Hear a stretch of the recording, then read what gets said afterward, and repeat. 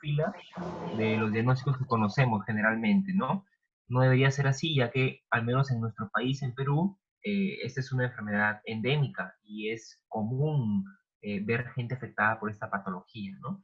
Sobre todo al diagnosticarlo tardíamente, que es lo que comúnmente se hace, eh, genera esta enfermedad secuelas. Por ejemplo, la parte de afección espinal puede generar hasta paraplegias, unos casos que son quizás severos en algunos pacientes, ¿no? Justamente se debe hacer un diagnóstico adecuado para evitar este tipo de problemas, ¿no? Hablando un poco de epidemiología, tenemos que el compromiso pulmonar es más o menos un 85%, un 80-85% según bibliografía, y el extrapulmonar un promedio de 14%. Del extrapulmonar vamos a hablar nosotros el día de hoy, ¿no? Sobre todo en la parte de afección osteoarticular. El compromiso óseo de esta extrapulmonar va a ser entre 1 a 8%.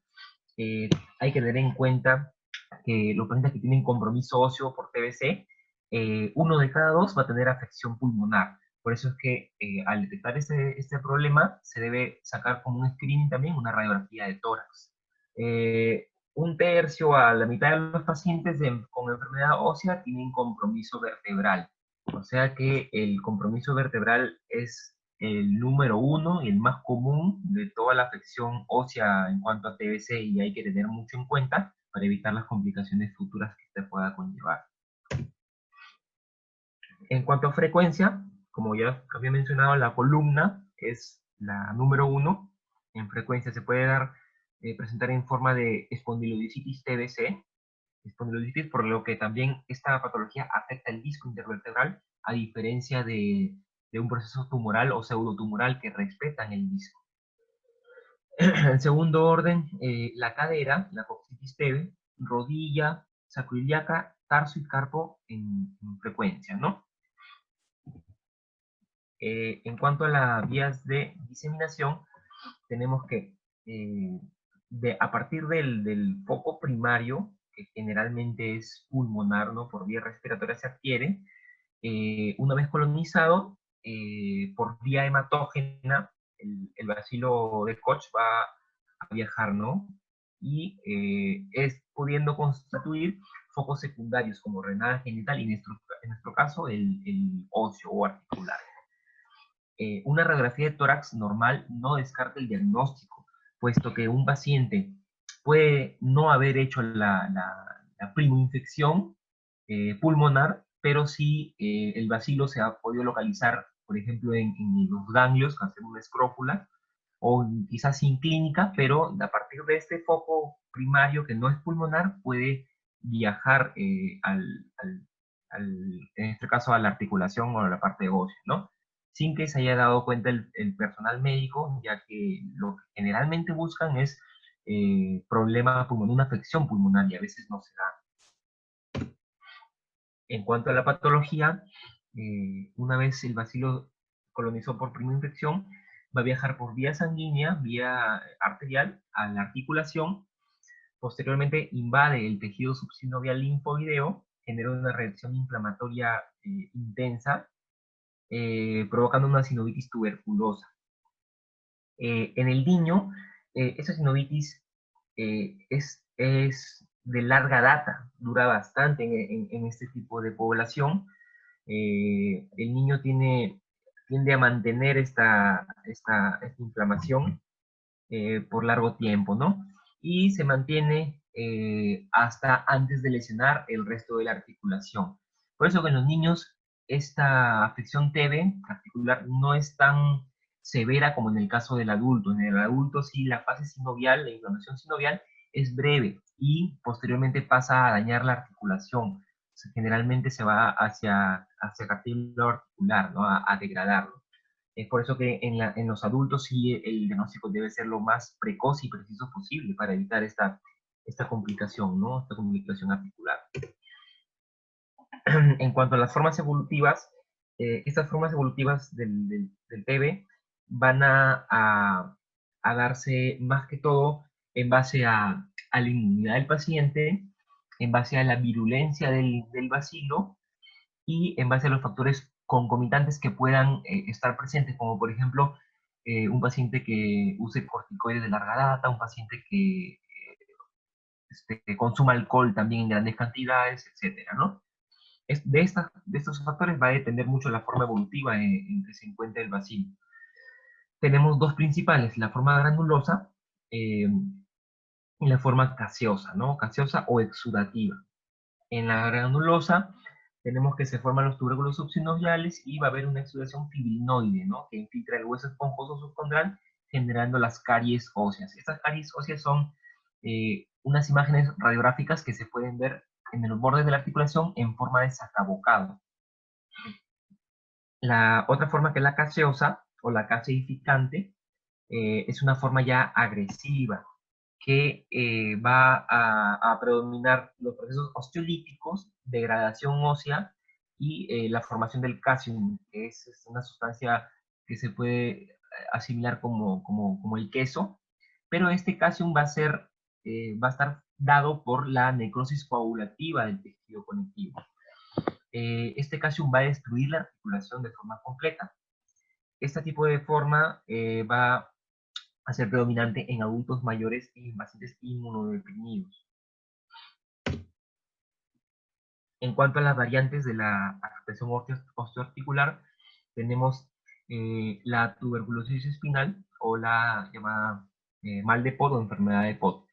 Este tipo de variante es muy frecuente en niños pequeños, de 2 a 5 años de edad.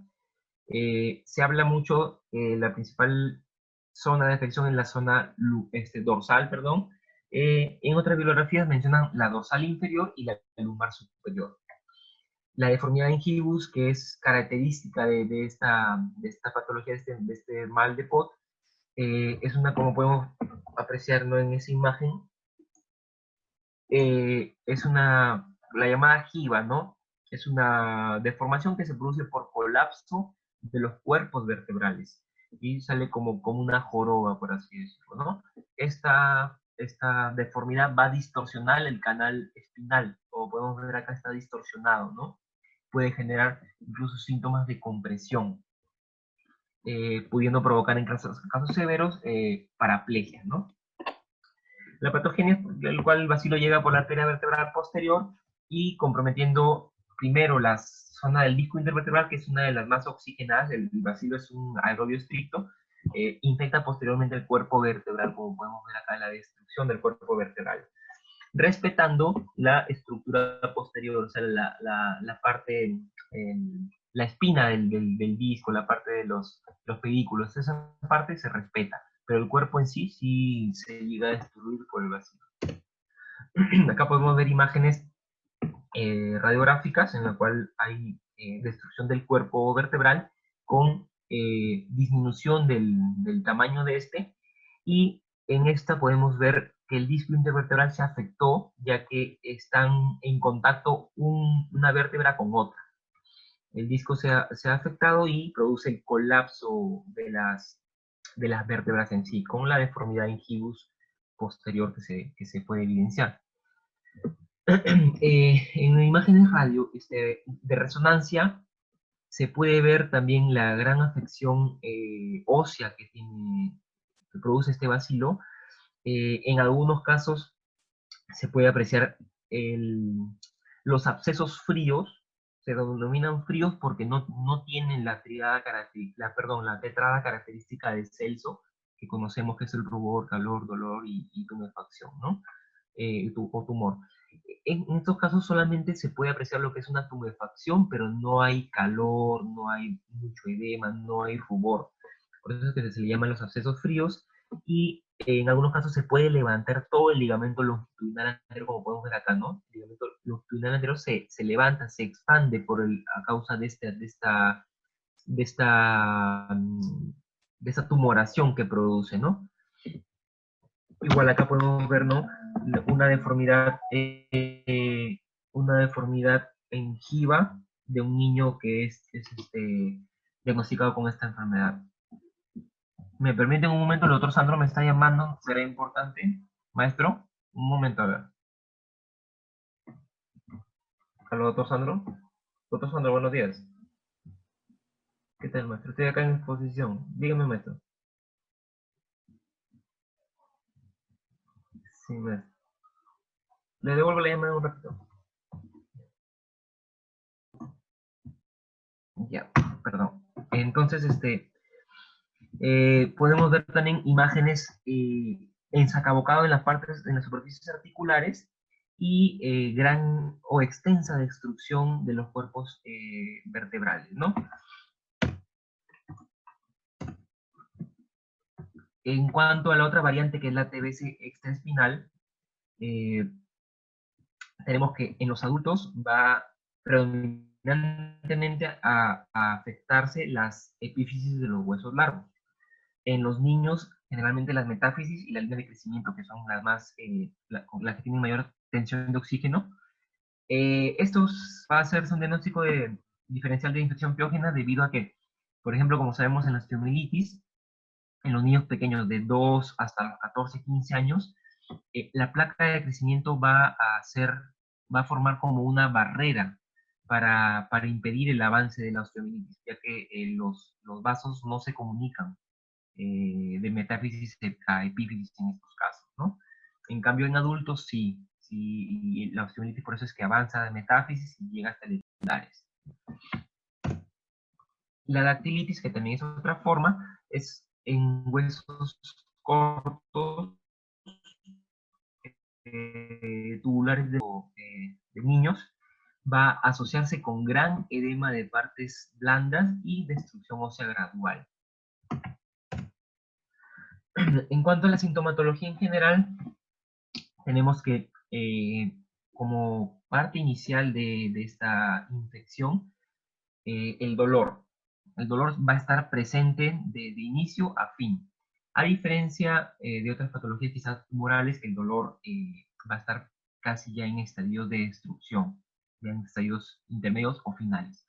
El dolor en estos casos es un dolor que viene de vez en cuando, ¿no? No es un dolor perenne al inicio.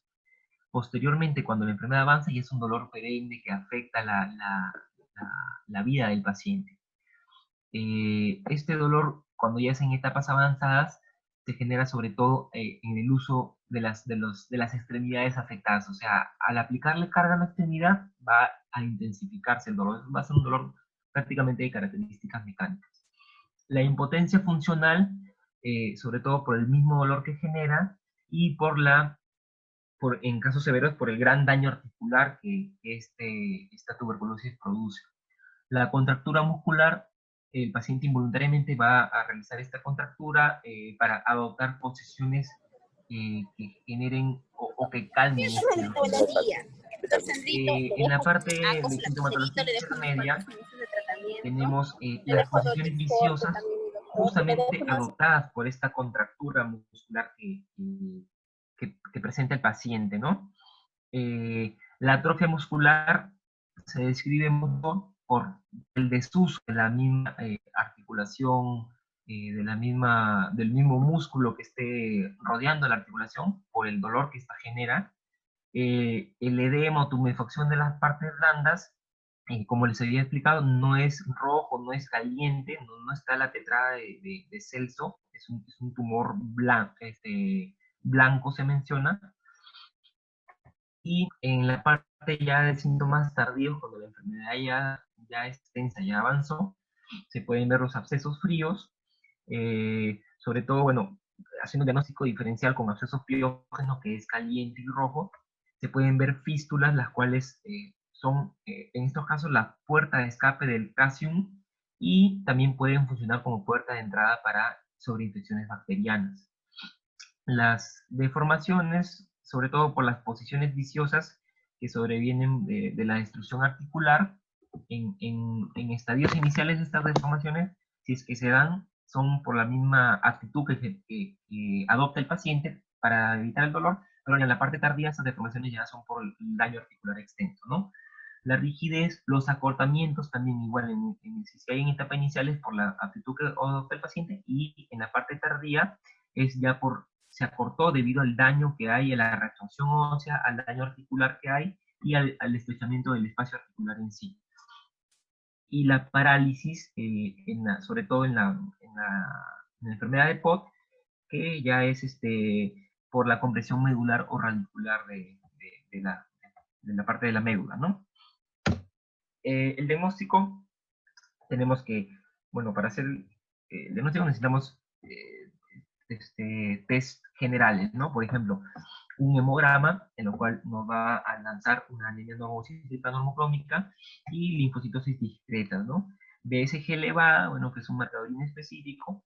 El PPD, el PPD se menciona mucho, más que todo, sobre todo en la parte pulmonar, pero también en la extrapulmonar para tener un diagnóstico, si es que es concomitante, ¿no? a la infección pulmonar.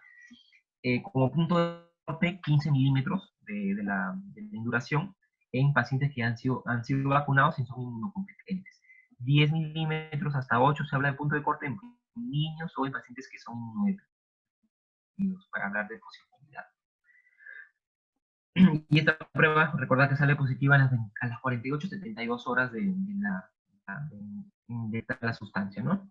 Estudio de líquidos sinoviales es importante, puesto que se puede demostrar el bacilo de Koch. Biopsia ósea y sinovial también, sobre todo la biopsia sinovial, que es el gol estándar, lo más importante en estos casos, para determinar las células gigantes multinucleadas y determinar si es que está presente el bacilo de Koch. Baciloscopía, cultivo VK, sobre todo en aspirado de jugo gástrico, si es que el paciente presentara una infección pulmonar activa, ¿no? O se sospechara de alguno. El diagnóstico por imágenes también es importante. La radiografía, al igual, por ejemplo, que la necrosis vascular, nos va a dar un diagnóstico, pero ya más tardío, no en etapas precoces. La gamografía con galio nos va a dar una sensibilidad del 90% positivo en agudo. La resonancia magnética también es uno de los estudios en agudo que hay que solicitar. La tomografía y la ortografía también se menciona si es que sospechamos de daño articular o de TBC articular, ¿no? En cuanto a los rayos X, tenemos que, bueno, la imagen radiológica osteoarticular puede ser normal al inicio, como les mencioné, no hay cambios eh, tan notorios. Si es que ocurren cambios, son a veces tan sutiles que pasan desapercibidos por el observador, ¿no? Por eso es que se recomienda repetir esta radiografía a los 30 días.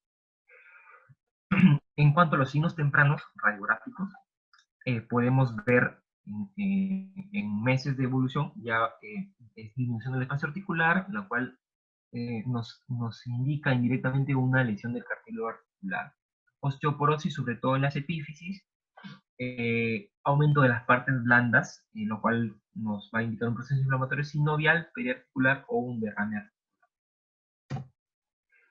En los signos subagudos y crónicos, ya tenemos que los contornos articulares, como podemos ver acá, va haciendo como un borramiento, se va viendo imagen radiolúcida, imágenes en sacabocado articulares, signos de osteólisis.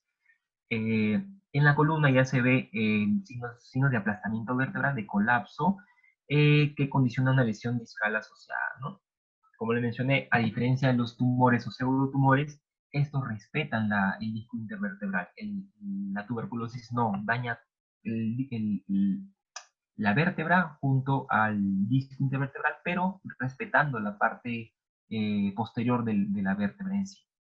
Por eso es que como se lesiona la parte anterior, va a haber un colapso anterior, pero la jiba va a ser prominente en la parte posterior, por lo que predomina toda la parte posterior de la vértebra, ¿no? En cuanto a tratamiento, tenemos que guiarnos en base a objetivos. Como conocemos, ¿no? Los objetivos de la mayoría de la infección es de tener la misma. Limitar la deformidad, que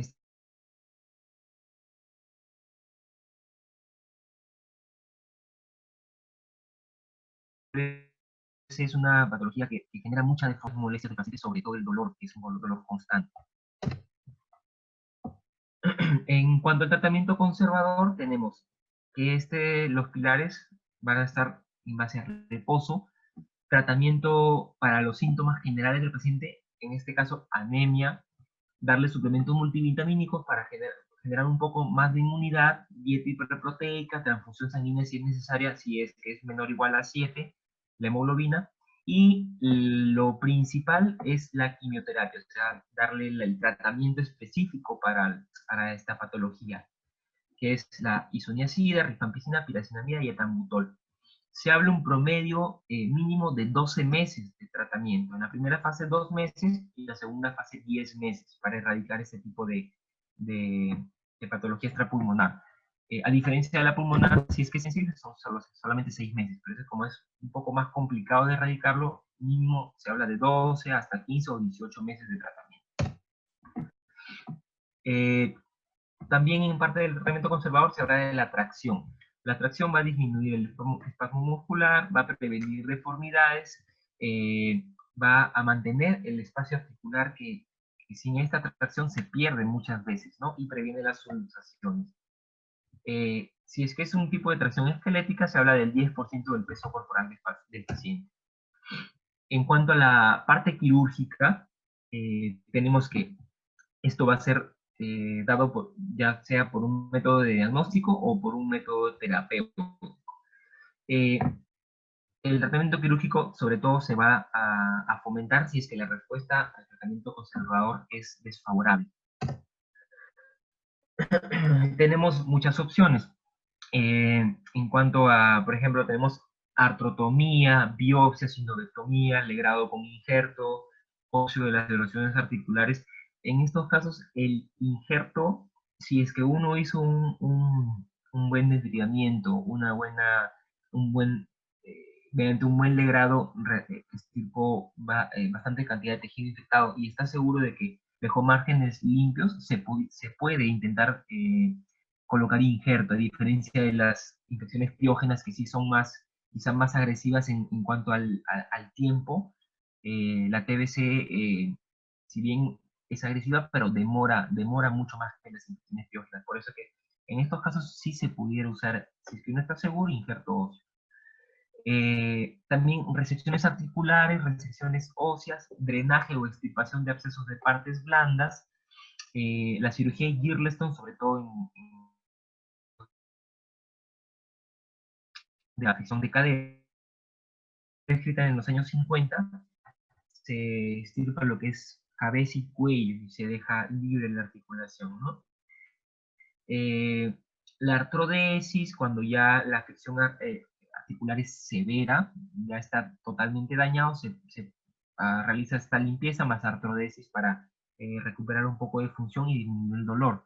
Reemplazo articular total y la amputación si es que ya en extremidad ya no es salvable, como por ejemplo en afecciones severas de los dedos, ¿no? De los metacarpianos o de las falanges por TBC, se procede a la amputación. Por segmentos tenemos que en el pie, si las lesiones son aisladas, incluso contienen fístulas, por lo cual drena el calcium, son pequeño, el daño no es extenso, se puede realizar este tipo de legrado con limpieza quirúrgica, con lavado profuso, ¿no? Si es que la afección está localizada en la articulación subastragalina o en la tibioastragalina, se prefiere la artrodesis, por el tema sobre todo funcional y por el dolor que esto va a conllevar si no se hace, ¿no? En cuanto al pie, si es que vemos que la lesión ya es severa y se decide por la amputación o la excisión quirúrgica de algún segmento óseo, acá nos proporcionan tres imágenes, ¿no? La primera, si es que uno quiere extirpar uñas, se pueden extirpar, pero siempre y cuando respetando un margen preciso para dar estabilidad al pie. Porque si nosotros extirpamos solamente las 3 uñas y no extirpamos parte del cuboides, el pie va a estar en desbalance y puede generar problemas funcionales al paciente en posterioridad, ¿no? En la imagen B podemos ver si es que uno quiere resecar el escafoides, si está afectado, se reseca con parte del cuboides, ¿no? Para darle estabilidad al pie. Y si es que uno quiere resecar el cuboides en su totalidad, tiene que resecar el escafoides, tiene que resecar parte de las uñas y tiene que resecar parte de la base del quinto meta. El tratamiento postquirúrgico en el pie, básicamente después de ya del legrado, como por ejemplo podemos ver acá, ¿no? Después del legrado que se realizó en este caso, un legrado con una limpieza quirúrgica profusa, posteriormente a los 6 meses del control de este paciente, ya se puede ver una herida curada, ¿no? Que se regeneró con este segmento óseo. Y le hicieron, bueno, según esta foto, un cierre primario, ¿no? Estuvieron seguros del legrado, limpiaron bien, injertaron y realizaron un cierre primario. Se añade al tratamiento postquirúrgico botas cortas de descarga, sobre todo, bueno, asociadas a ventanas para curación, como caso, y se inmoviliza al paciente por 3 o 4 meses hasta que el segmento óseo que se resecó se vuelva a rellenar, ¿no? Para que dé mejor estabilidad. En cuanto al tratamiento de la rodilla, se puede hacer sinodectomía, solamente secoestrectomía o legrado de las lesiones óseas si es que la afección no es extensa, si solamente está localizado en ciertos segmentos, ¿no? Se menciona, si uno realiza un recambio articular total, hay riesgo de que esta tuberculosis se reactive. Por eso es que prefieren dejarlo como último recurso y siempre y cuando se demuestre que mediante estudios de cultivo, que no esté colonizada por el bacilo de Koch para poder hacer este procedimiento de salvataje último, ¿no? En cuanto a la rótula, la tuberculosis en este segmento va muy bien con el tratamiento conservador, sobre todo con la administración de las 4 drogas de primera línea. Si es que el segmento rotuliano está extensamente afectado, más de la mitad, más del 50%, 60% se menciona, se puede recurrir a la patelectomía, obviamente explicándole al paciente las implicancias biomecánicas que esta pueda tener, ¿no? Acá, por ejemplo, tenemos en esta imagen un paciente que tenía ya lesión extensa del segmento tibial, se le realizó artrodesis y se recuperó el dolor, se recuperó un poco la función del miembro inferior, ¿no? En cuanto a afección de cadera, tenemos que si es que solamente se afecta sinovial, parte del cartílago y el hueso, pero no es afección extensa, se puede realizar la sinodectomía parcial y legrado óseo. Si es que la afección es extensa del cartílago articular y el hueso adyacente, se prefiere la artrodesis. Si es que está afectado el psoas, si hay un absceso en este músculo, o está afectada la región peritrocantérica, se prefiere el drenaje, biopsia diagnóstica y decisión del secuestro. Y en la parte postquirúrgica,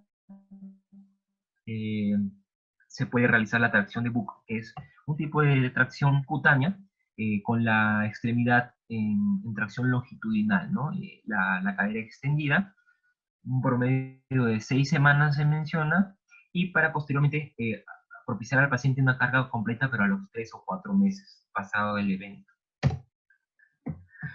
La articulación sacroiliaca, si es que es una afección leve, se va muy bien con el reposo y los agentes quimioterápicos.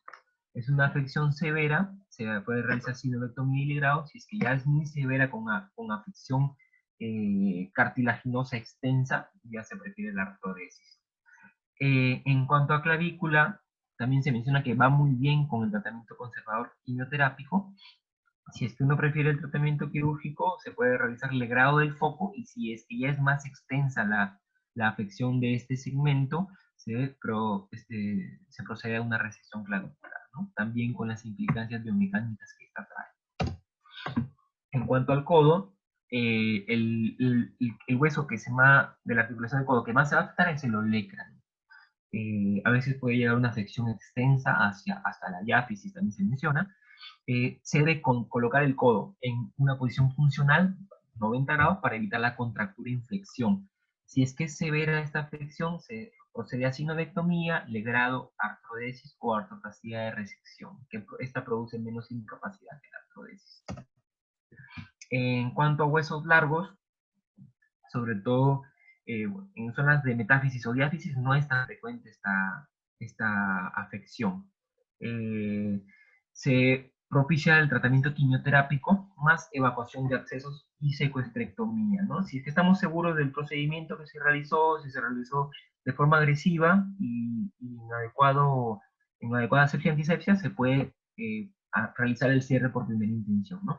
Si es que ya es una afección extensa, se puede, y si es que no es un dedo que no sea, como por ejemplo el más útil, el pulgar, se puede realizar la amputación del segmento, ¿no? Bueno, eso es básicamente lo que quería mostrarles el día de hoy sobre el tema. Gracias. Si hay algún comentario, alguna consulta.